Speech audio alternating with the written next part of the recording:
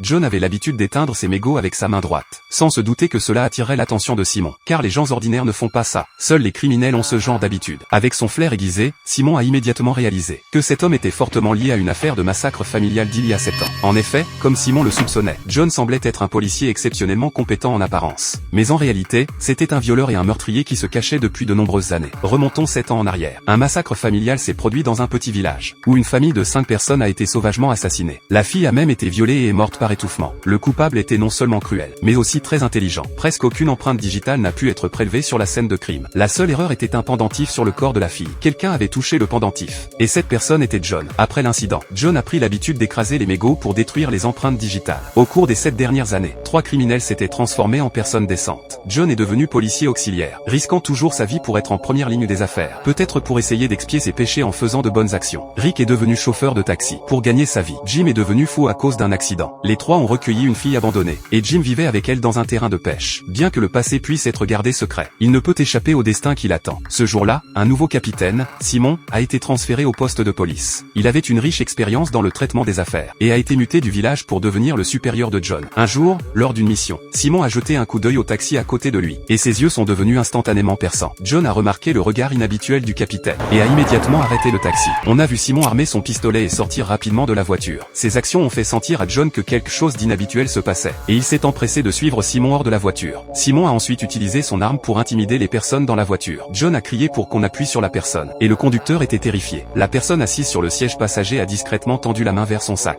Mais Simon l'a immédiatement arrêté, et lui a dit de rentrer ses mains et de les mettre sur sa tête. John s'est précipité pour soutenir Simon, et a pris le sac du suspect sur le siège passager. Quand il a ouvert le sac, John est resté figé sur place. À l'intérieur, il y avait en fait un pistolet caché. Cette opération a fait peur à John, parce que les yeux de Simon étaient trop perçants. Mais ce qui était encore plus inattendu pour lui était encore à venir.